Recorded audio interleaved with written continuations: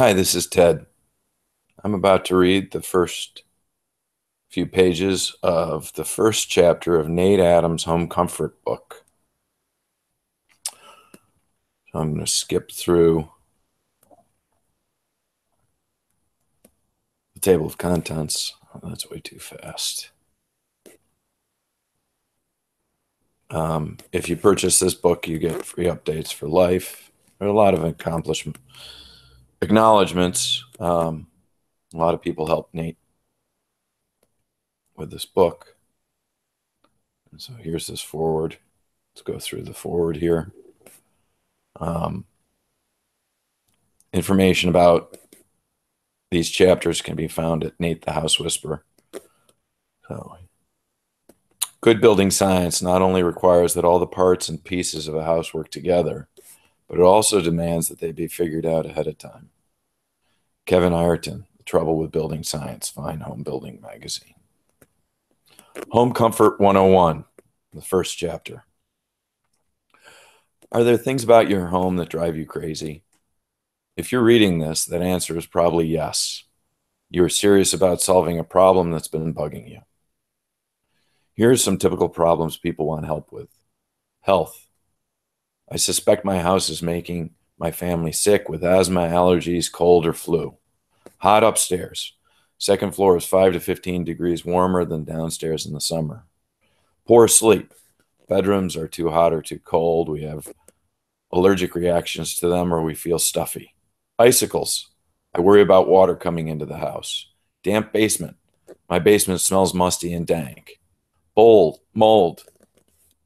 There's questionable stuff growing in a few places. I may be allergic. Stinky. No matter how much I clean, the house sometimes stinks. I buy air fresheners or burn candles to cover nasty smells. I worry that they are unhealthy. Sticky. Even with the air conditioner on, floors, walls, and my skin feel sticky and clammy. The goals of this chapter are to help you understand the building science behind these problems and to build a list of problems you would like to solve. This is a fun little illustration of how people spend time and money chasing simple but wrong solutions as opposed to slowing down, mapping out a path, and fixing problems the first time. Let's get the hard stuff out of the way now. If you're expecting a silver bullet that solves all your woes, look elsewhere. We are in the business of complex but correct. This book is written to break the complex down into digestible and actionable chunks. Avoid wasting time and money. A home is a complicated system of systems: heating, cooling, plumbing, electrical, roofing, siding, insulation, and many more. If you want to solve a problem, you often have to adjust several systems at the same time or bad things happen. Pests come, mold forms, roofs leak, houses stay uncomfortable. Bad results happen despite many thousands being spent to solve problems. The original work often has to be undone, repaired, and fixed correctly. It's frustrating. Neither doing nor redoing the work is cheap. We want to help you solve problems while avoiding that frustration and wasting money. The complex but correct path is heavy upfront on education. Then it requires careful planning. This book will help you with both. And this chapter is the beginning. Some people have been told the right thing to do and heard so many conflicting opinions that they rightfully want to know not just what to do, but why. This book contradicts a lot of the common myths perpetrated by people who don't understand how the systems in your home are interconnected, and then explains why things need to be done. Much of it will be done with data and science. All of it will be done with a sense of humor. This rather dry subject doesn't need to be dry to read. Definitions. Terms in my world tend to get mixed up, so here are the definitions I'm using. Home performance, the art and science of making your home more comfortable, healthier, longer lasting, and more efficient. 99% of the time, it is multidisciplinary. Multiple contractors are required. It is focusing on solving homeowner problems within their budget. It requires measuring multiple characteristics to diagnose a problem, then planning to figure out how to solve root causes. Building science, the physics of how your home works. Most importantly, it deals with the flows of heat, air, and moisture. Home performance is built on the foundation of building science. Building scientist, one who uses building science to solve problems in a building. There's not a certification program for it, so anyone can call themselves one. Multiple trades may use this term, particularly energy auditors, architects, installation contractors, and various consultants. Energy auditor, one who tests and inspects a home to find root causes to client problems in their homes. They almost always do a test in on a project and sometimes do a test out. Often, they are not heavily involved during a project, which is where mistakes can be best caught. Home performance specialist, an individual or company that guides you and your project from start to finish. They use multiple measurements to help you not only diagnose a problem and figure out what to do, but also help you develop a budget, find contractors, get bids, and get the work done. Most importantly, they follow up to see if it worked and why or why not. These feedback loops are incredibly important. A home performance specialist is to your home like a doctor is to your body. If they tend to be generalists like a family, they often tend to be generalists like a family doctor. Some will have different specialties, such as solving mold problems, indoor air quality problems, and icicle problems, etc. Nothing is certain. Have you ever heard a doctor saying this is 100% guaranteed to work? Of course not. Bodies are very complex, and we treat them differently. Instead, doctors tend to think in odds. 50% of odds of success isn't great. 80% is good. 90% plus is about as good as you can expect. Home performance works the same way. Separating energy auditors from building scientists from home performance specialists. While home performance specialists are often energy auditors, their work is far more than an energy audit. An energy audit is like an MRI test. It gives valuable information for the diagnosis, but it does not tell exactly what to do in order to solve the problem, nor does it actually solve a problem. Either one may also call themselves a building scientist. I do. That simply means their work is based on building science. A home performance specialist is much more than an energy audit. Here are some key differences. Involved from start to finish with a home performance project. Make predictions. They predict budget, air leakage at completion, and energy use 1 year post-project. Then they track to see how close they came. Accountable for results. While accountability is shared with homeowners because decisions are made jointly, their reputation is built on delivering results for their clients. Rapidly look for feedback. We only know if something worked or didn't work from what our clients tell us. While objective measurement gives us a good idea of whether or not something worked, feedback is what we really need to know. Very strong reviews. Average reviews should be at least 4.5 out of 5 stars with detailed feedback about the success of the projects, not just that they were nice and cleaned up after themselves. More likely to be individuals. Getting good results is hard. It takes intrinsic drive. Until their performance can be compared with others, with a tool like J.D. Power Survey, which gives an extrinsic reward for excellence, individuals are likely to outperform large companies. Performance specialists are pretty rare. It takes a rare mix of core competencies. One of the aims of this book is to educate consumers like you on what it takes to truly solve problems, thereby creating more demand for a home performance specialist. Promises, promises.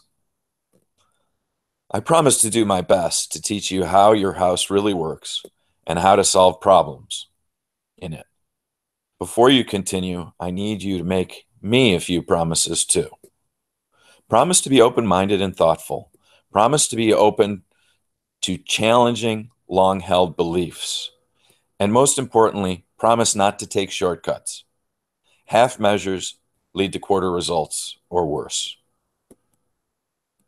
If you don't keep those promises, the responsibility for results, good or bad, rests wholly on your shoulders. Is that fair? Promise? Great. Let's go. How to solve complex problems. Solving complex problems takes a different thought process than buying a product or a TV or a light bulb. A slower, more thoughtful path is the best way to a solution that works the first time. Think of it like being a doctor. Does your doctor throw a bottle of pills at you as you walk through the door? Of course not. They ask questions to find out what ails you. They take your height, weight, blood pressure. They may run more tests. They diagnose first. There's a saying in medicine, prescription without diagnosis is malpractice. Practicing home performance is similar to practicing medicine on your home. Home performance is based on building science, which is the physics of how your home works. A high-performance home is like a healthy body. We home performance specialists need to diagnose before we can prescribe, or we are doing you harm. Please don't ask us to skip steps. Prescription without diagnosis is malpractice. After diagnosis, a doctor will discuss the treatment plan with you. Together, you finalize the treatment plan, and she will help you execute it, following up to see if it works. Again, the same process is needed to solve complex problems in your home. Break this process, and you're likely to get the equivalent of fen-phen pills causing heart attacks. A single pill can't make you lose weight. No single product can solve complex problems. My industry has tried a lot of shortcuts, as have I. Shortcuts fail. This is complex but direct path. Diagnose, prescribe, treat, follow up. Home performance work gets the system of your home back into balance. Just as a good doctor does the same for your body system. Designed for people, good buildings will follow. That's the mantra of Robert Bean from healthyheating.com. We fully agree. In fact, the next chapter, Home Comfort 102, when complete, is based on his work. All of the problems listed on the beginning are about comfort. Even worrying about mold or ice dams is a comfort issue. It causes stress. Our homes should be our refuge. They should be comfortable, safe, and healthy. If a house is comfortable refuge, typically most other problems were already solved. And the home is naturally efficient. It's a good building. Consequently, if we focus on comfort. Good comfort requires a good balance of the many systems in your home.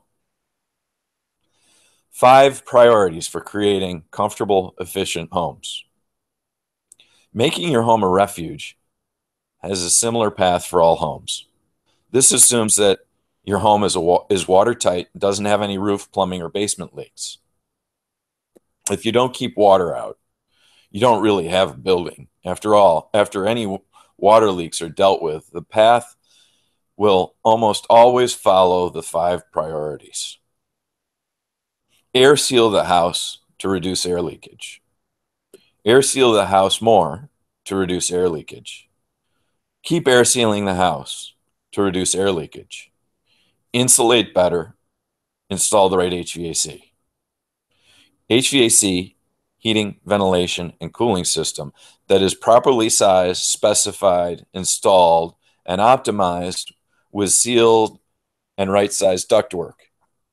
This will allow you to really take control of your tighter and better insulated home. Will I save millions of dollars? No. I need to burst your bubble here. Typical savings are usually in the $200 to $700 a year range, even for advanced projects. The math is simple.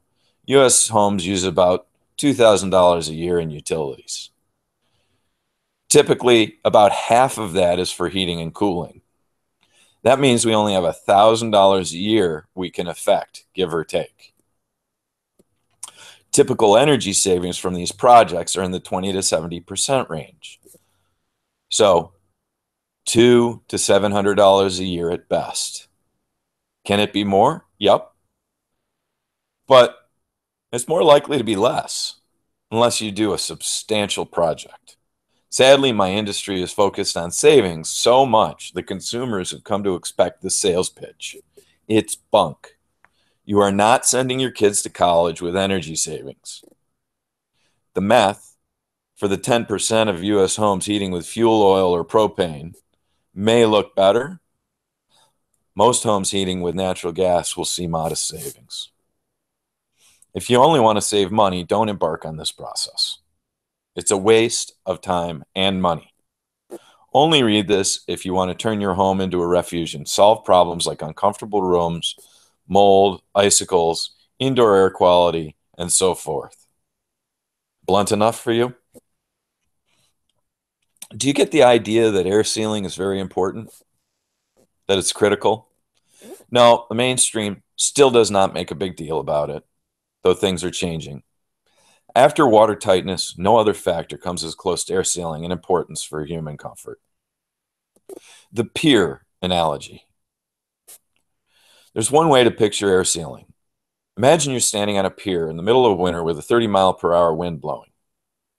You're only wearing a t-shirt and jeans, so the wind cuts right through you. Waves are crashing into the pier, pilings and nearby rocks. The spray is hitting you as you feel the wind blowing icily through your paper-thin shirt. You're quickly frozen to the core. And there's one of these fun illustrations that you see throughout the book. Now, imagine that I cruelly give you the choice between windbreaker and very loose knit sweater, the type with big gaps in the weaving. These two coverings are your only choices to wear out on that pier with wind gusting and waves crashing. Which would you choose? Of course, you take the windbreaker, since the wind and water will blow right through the sweater. You might as well have nothing on. Air sealing is the windbreaker, while most insulation is the loose knit sweater. Without air sealing, insulation is almost useless. This is how your house works too. Air leaking through insulation makes the insulation almost useless. I'm called to many older homes that have recently been insulated, but because they are still leaky, they remain drafty and cold. Even when the wind is not blowing, these homes experience airflow due to the house acting like a smokestack. More on stack effect later. These homes are wearing a sweater on a cold pier. Combine the windbreaker and the sweater, and the pairing is almost magical. They are Batman and Robin. The insulation is the sidekick, though. Air sealing does most of the butt kicking and gets to wear the cool suit. I almost can't overemphasize the importance of reducing air leakage. There are so many comfort and moisture problems in a house that can be traced back to air leakage. Much of the rest of this chapter and book will be about air leakage. Do you know your blower door number?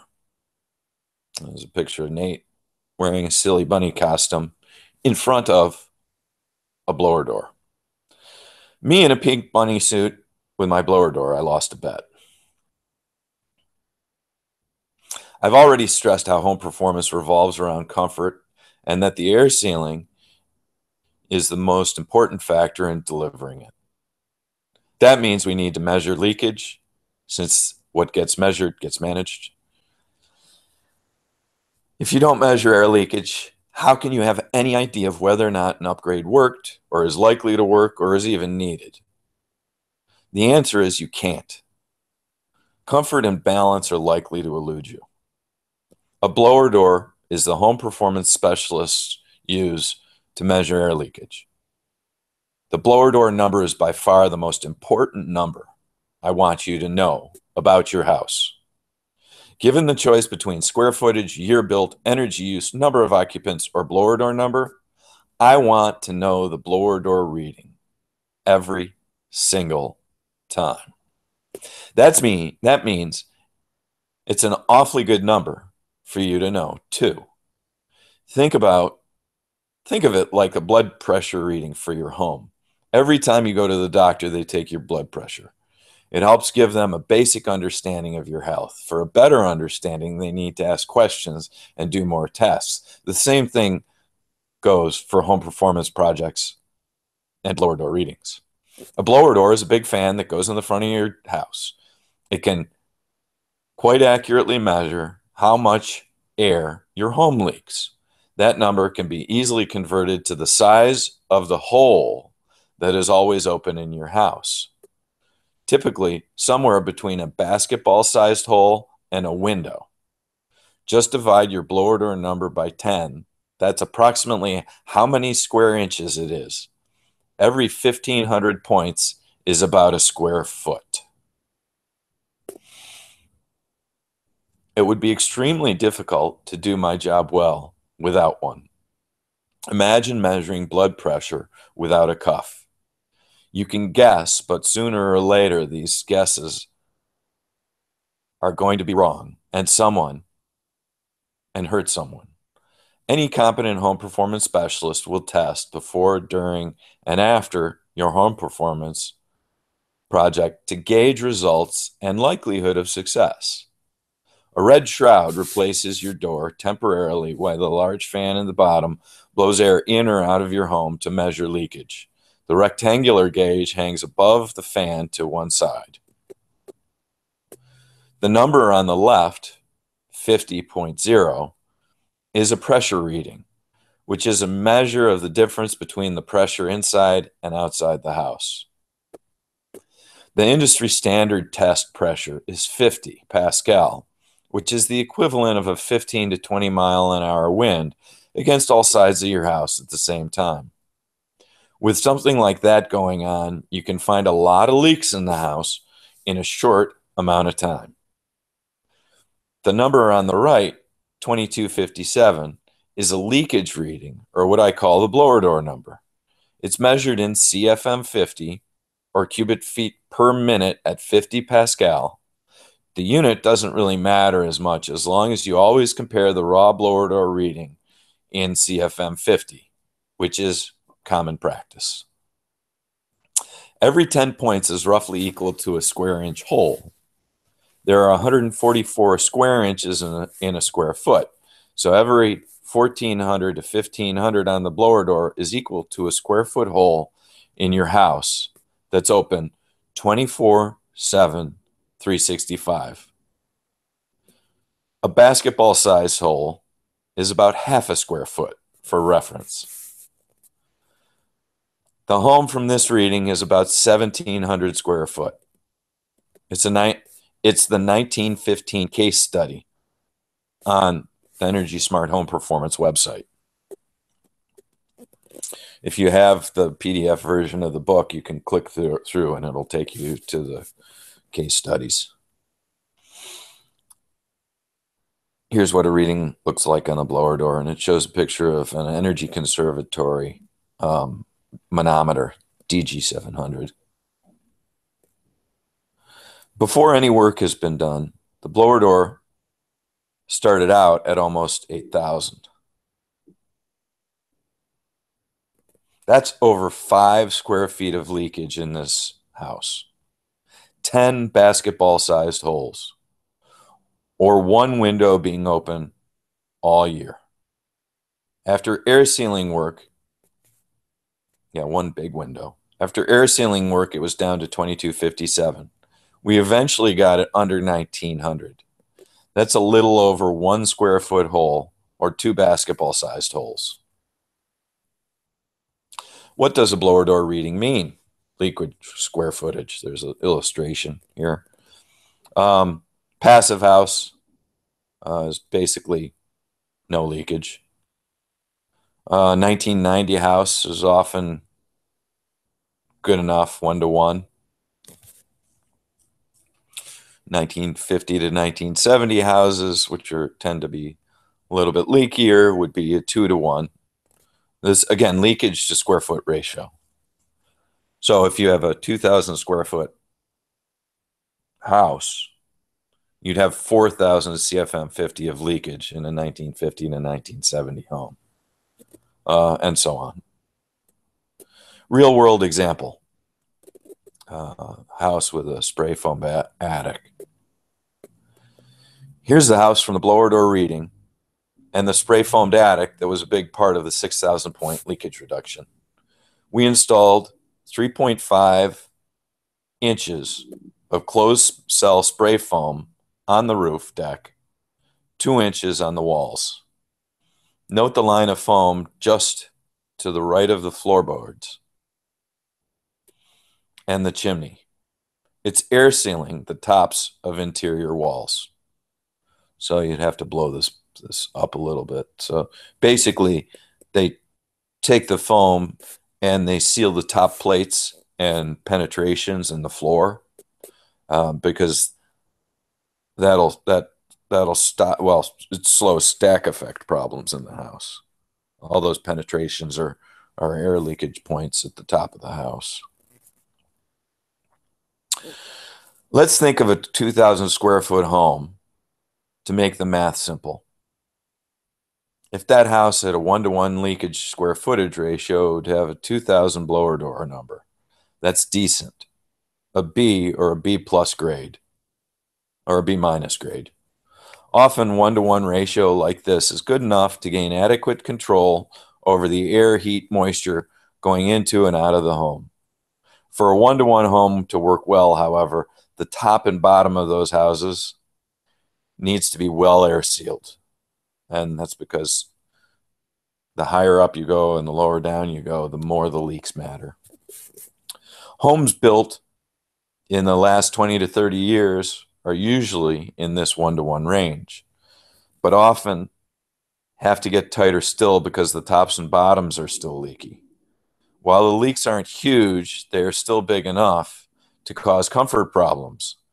See the 1970s two-story colonial or 1996 Center Hall colonial case studies as examples. They were still out of balance at the beginning of the project. I'll expound on this as the chapter goes on. If the same home was built between 1950 and 1970, it might be in the 2-to-1 range, so it would have a 4,000 blower door number to a 2,000 square foot size. Delivering comfort in a home this leaky is often attempted with oversized brute force HVAC and possibly a zoning system. HVAC stands for heating, ventilation, and air conditioning. Often as a result of brute force HVAC, still included 5 to 10 degree temperature differences between different parts of the house. Most homeowners remain unsatisfied in spite of having Herculean HVAC systems on the job. Finesse is needed to get comfort, not raw power. See the HVAC 101 and HVAC 102 chapters for more on this. If the 2,000 square foot house was built in 1910, it likely would have been in the range of 3-to-1, or a 6,000 blower door number. These homes are drafty and typically very difficult to control. They often experience massive temperature swings, where the basement may be 20 degrees different than the second or third floor. That was definitely the case of the 1915 case study home. Once you know the blower door number, you can begin to make plans. What are the biggest problems to solve? What are the areas most likely to affect those problems? If they're air sealed, what can be sealed easily? What should be sealed but is more difficult? What is most likely to make the biggest difference to the blower door number? These are the sorts of questions that help you and your home performance specialist begin to design solutions that help address the problems you want to solve. Be sure to set realistic targets for reductions and communicate them to the crews you work with. Setting multiple targets, depending on what upgrades are planned, can also be really useful. Quick and dirty has weaknesses. The three caveats to the quick and dirty leakage ratio. First, bigger homes need a handicap. To hit a tipping point, a 5,000 square foot home may need to get to 0.7 to 1. That's around 3,400 blower door number. To get to where it can be controlled, think about a small box that has nothing inside of it but air. It has a lot of wall area compared to how much air it holds. A big box has much less surface area compared to how much air it holds. Larger homes have more volume compared to their surface area, and air leakage happens where inside meets outside. Big houses should naturally leak less than smaller ones as a ratio. And often we need to see how low leakage to square footage ratios to be controllable. Second, homes with knee wall attics often reach a tipping point above 1 to 1. Cape Cods, bungalows, Victorians, and arts and crafts are some examples of the home styles that often have knee wall attics. If you have sloped ceilings on your top floor, you probably have knee wall attics. They are sometimes known as 1.5 and 2.5 story homes. These homes often have tipping points in the 1.3 to 1 to 1.5 to 1 range.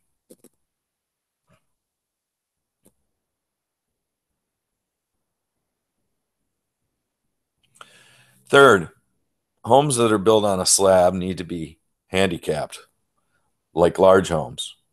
Whenever two pieces of wood or other building materials come together, you have the potential for leakage. Homes built on a slab are missing a major joint, the top of the basement wall. That spot is typically a major leakage point in homes with basements or crawl spaces. Therefore, homes built on slabs tend to be tighter. If you have a leaky slab home, say 2 to 1, that's really leaky. You may also need to get to 0.7 to 1 before your home is controllable.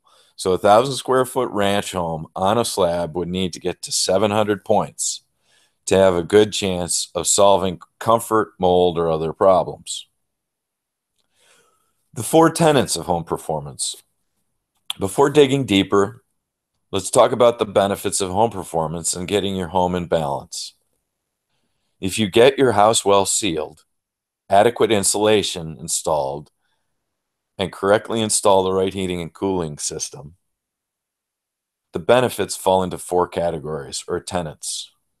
The first tenet is comfort.